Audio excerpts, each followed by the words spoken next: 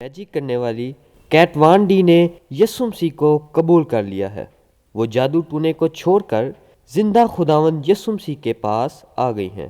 یہ خدا کا فضل ہے کہ ٹی وی سٹار کیٹ وان ڈی اب مسیحی ایماندار بن گئی ہیں۔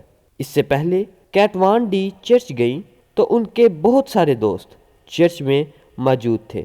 کیٹ وان ڈی نے چرچ میں گیت بھی گائے اور دعائیں بھی کی۔ کیٹ وان ڈی نے سفید لباس پہنا ہوا تھا، پھر اس کے بعد پاسٹر نے اسے بپتسمہ دیا۔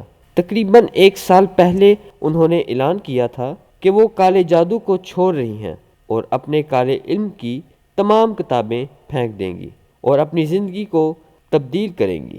کیٹ وان ڈی نے کہا کہ مجھے کچھ سالوں سے محسوس ہوا کہ میری زندگی بے معنی گزر رہی ہے اور میں جو زندگی گزار رہی ہوں وہ غلط ہے۔ اور پھر انہوں نے اپنی کتابیں دیکھیں اور کالے علم کی تمام کتابیں پھینک دیں۔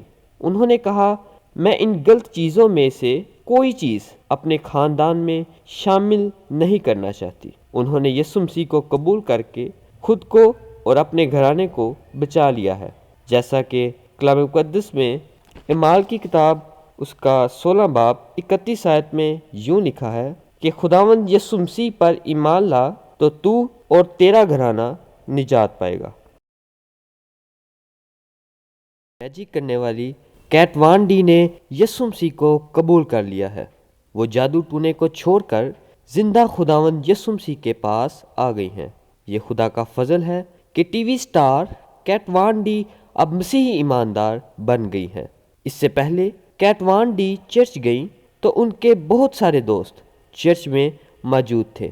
کیٹ وان ڈی نے چرچ میں گیت بھی گائے اور دعائیں بھی کی۔ کیٹ وان ڈی نے سفید لباس پہنا ہوا تھا، پھر اس کے بعد پاسٹر نے اسے بپتسمہ دیا۔